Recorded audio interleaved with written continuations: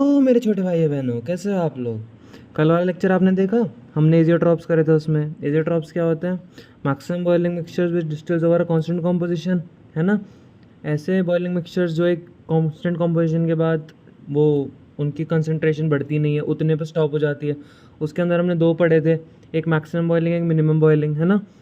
और उसके अंदर हमने और भी चीज़ें पढ़ी थी, जैसे कि क्या था हमारा, उसकी लिमिटेशंस थी, ग्राफ्स थे मैक्सिमम बॉइलिंग और मिनिमम बॉइलिंग के। कि मैक्सिमम जो होता है उसकी जो नेगेटिव डेविएशन की तरफ जाती है, पर एक हम्प होती है थोड़ी सी उठी हुई, मतलब कि जो हमारा जो टेम्परेचर है वो एक्स्ट्रा नीडेड हुआ है उस टाइम पे, है ना।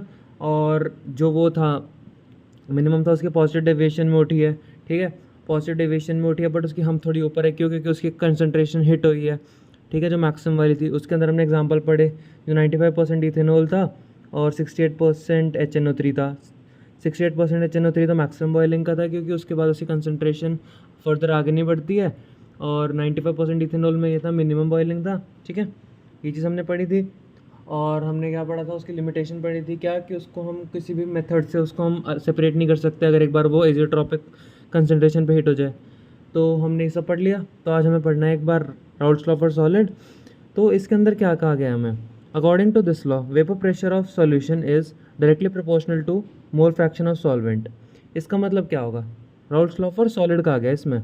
सॉलिड्स का मतलब क्या हो गया, वो हार्ड पार्टिकल्स हो गए। हार्ड पार्टिकल्स का मतलब क्या होता है वो, कि हार्ड पार्टिकल्स मतलब कि कोई एक हमने पत्थर ले लिया, मतलब कि हमने कुछ ऐसा सब्सटेंस ले लिया जो मतलब कि वो है, पानी के अंदर डिज़ोल्व नहीं होता, ठीक है।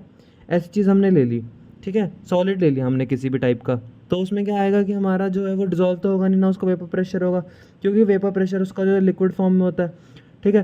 तो उसका अगर वेपर प्रेशर ही नहीं होगा तो उसमें होएगा ही नहीं वो चीज़। तो इसका मतलब हमारा क्या आएगा, जो P solution directly proportional to x solvent होएगा।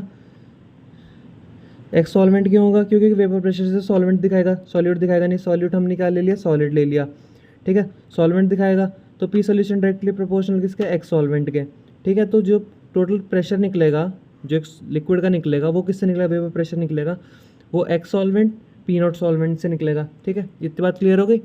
तो अगर हम इसका ग्राफ देखें तो हमारा ग्राफ क्या आता है, अगर हमारे पास बी का वो नहीं है तो उसकी कंसंट्रेशन भी जीरो जीरो ही रहेगी दोनों में, वेपर प्रेशर भी जीरो रहेगा। तो एक पॉइंट पे आते आते ए डिक्रीज होता होता होता तो जीरो हो जाता है, बट अब के हमारे पास बी है ही नहीं, तो सिंपल हमारे पास ये ग्राफ बनता है इसका, ठीक है। इतनी बात क्लियर होगी। अब हम आज का नया टॉपिक है कॉलिगेटिव प्रॉपर्टीज़। थोड़ा इंपॉर्टेंट टॉपिक है और थोड़ा लेंदी टॉपिक है, 2-3 लेक्चर्स का टॉपिक है, ठीक है।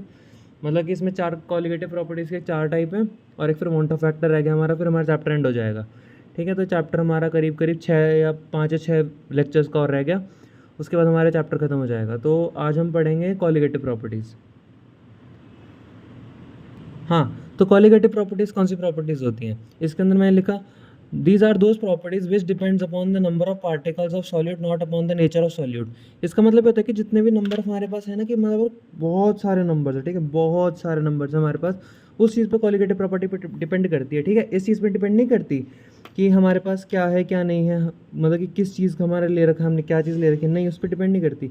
बट हमारे पास ये डिपेंड करती है कि उसकी कंसंट्रेशन कितनी है, ठीक है, वो कितने परसेंट में लिया है, कितनी स्ट्रेंथ में लिया है वो चीज़, सॉल्यूट कितने उसमें लिया है, कि उसके नंबर कितना है उसके अंदर का पार्टिकल्स का, ठीक है।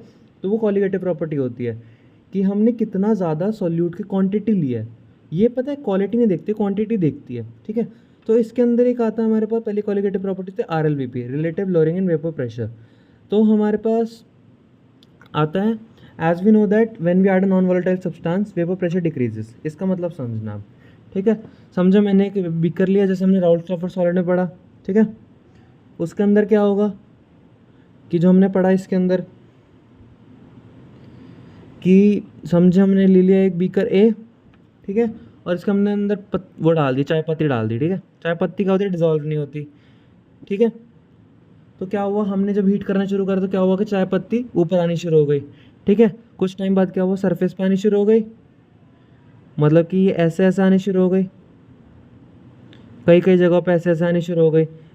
और जब हमने इसको नॉर्मल ऐसे ले रखा था तो उसमें क्या था, समझो हमारे पास ये अब है नॉन वोलेटाइल वाला, ठीक है, हमने मिक्स कर दिया, इसको इग्नोर करना, ठीक है। और हमारे पास जब ये है नॉर्मल, हमने सिर्फ ये एयर लिया है, ठीक है।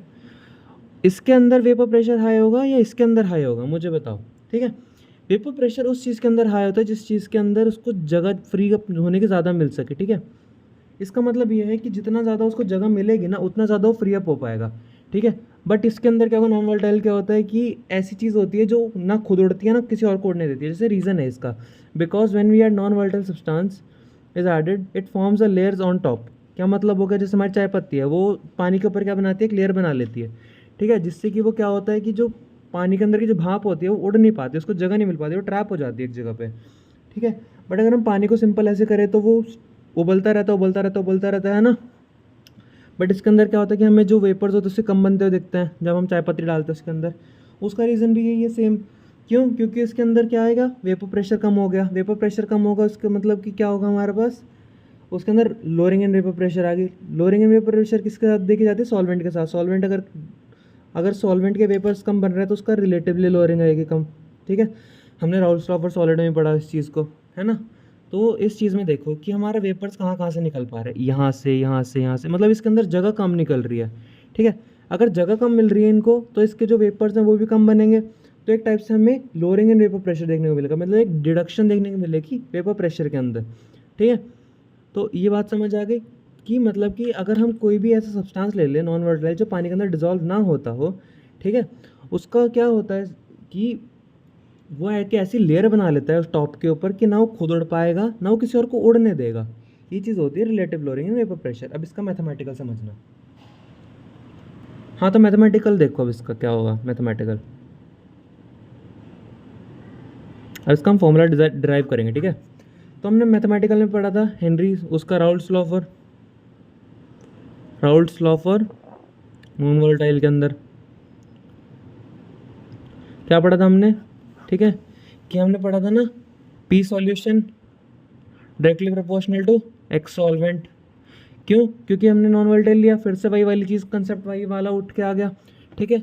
तो P solution is equals to x solvent into P nought solvent, ठीक है। ये चीज़ आ गई हमारी।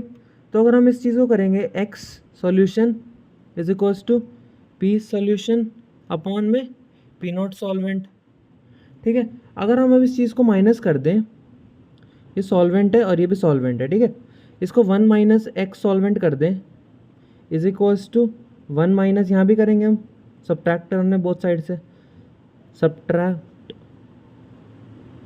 1 फ्रॉम बोथ साइड्स, ठीक है। ये बात क्लियर हो गई। तो इसका आ गया पी सॉल्यूशन अपॉन में पी नॉट सॉल्वेंट, ठीक है। तो ये हमारे पास मैंने तुम्हें एक बात बताई थी याद है, x A plus x B is equals to क्या होता है 1। एक्स ए हमारे पास क्या होता है सॉल्यूट और हमारे पास क्या होता है सॉल्वेंट, ठीक है, याद है बात इतनी। और सॉल्यूट प्लस सॉल्वेंट के जो मोल्स होते हैं वो कितना आते हैं 1, ये बात भी याद होगी, है ना। तो ये क्या हो जाएगा एक्स सॉल्यूट, एक्स सॉल्यूट के मोल्स आ गए इसके अंदर निकल के, ठीक है। और इसके अंदर क्या आ गया P nought solvent minus P not solution upon में पी नॉट सॉल्वेंट। अब इसका मतलब समझना, ये होती है लोअरिंग इन वेपर प्रेशर, ठीक है। कि पहले जो सॉल्वेंट का प्रेशर था, ठीक है, सॉल्वेंट का प्रेशर ये है, ठीक है, और ये सॉल्यूशन का प्रेशर है। सॉल्यूशन का प्रेशर सॉल्वेंट के प्रेशर से लो होगा, क्यों? क्योंकि हमने कोई नॉन वोलेटाइल चीज़ ऐड कर दी उसके अंदर, ठीक है, तो उसका वेपर प्रेशर कम होगा। और अगर हम इसको सॉल्वेंट के साथ ही देख रहे हैं, मतलब किसी भी चीज़ को उसी के साथ देखते हैं, तो उसके अंदर रिलेटिव लोअरिंग आ जाती है। अब मैं पूरी मैथमेटिकल दोबारा समझाता हूँ। देखो हमने राउल्स लॉ फॉर क्या लिया नॉन वोलेटाइल, ठीक है, उसके अंदर हमने क्या लिया पी सॉल्यूशन डायरेक्टली प्रोपोर्शनल किसके एक्स सॉल्वेंट के, ठीक है। P solution is equal to x solvent into P nought solvent, ये हमने उसमें फॉर्मूला में पढ़ा। तो अगर हमने इसको अपॉन में लेके गए, ठीक है, तो हमारे को कोई प्रॉब्लम तो नहीं, क्यों? क्योंकि सिंपल मैथमेटिकल रूल है। अगर हमने 1 से दोनों तरफ माइनस करा तब भी कोई प्रॉब्लम नहीं है। बस इसमें ये आ गया कि हमें निकालना किसके थे मोल्स सॉल्यूट के, ठीक है, कि हमें जो सॉल्यूट की मोल फ्रैक्शन है वो निकालनी है हमें इसके अंदर, ठीक है ना, कि हमें पता लग सके हमने नॉन वोलेटाइल चीज़ की क्वांटिटी कितनी डाली है। क्योंकि हमारी कॉलिगेटिव प्रॉपर्टी क्या कहती है कि सॉल्यूट के जो मोल्स हैं वो फाइंड आउट करना है, ठीक है, मतलब कि उसका क्वांटिटी कितनी है। तो क्वांटिटी किससे आएगी 1 माइनस सॉल्वेंट से। तो सॉल्यूट के मोल्स आ गए इस चीज़ में, क्वांटिटी आ गई इस चीज़ की, ठीक है। और लोअरिंग इन वेपर प्रेशर हमने किससे दिखा दिया P nought solvent minus x solvent. क्यों लोअरिंग कैसे दिखाएंगे हम, क्यों ये है, ठीक है। लोअरिंग किस तरह होगी इसकी, हम जैसे बोलेंगे लोअरिंग इसके अंदर हुई है कि जो हमारे पास पहले प्योर था उसके अंदर से जो ये वाला है इसके प्रेशर कम हो गया, ठीक है, तो ये लोअरिंग आ गई, इसके अंदर की कमी आ गई। और अगर हम उसको उसी के साथ देख ले तो उसके अंदर रिलेटिव लोअरिंग आ गई। ये बात क्लियर हो गई। तो अगर ये बात क्लियर हो गई तो ठीक है, अगर नहीं हुई तो एक दो बार फिर दोबारा रिवॉच कर लेना वीडियो को। और आज का लेक्चर बस इतना ही, ठीक है। Thank you.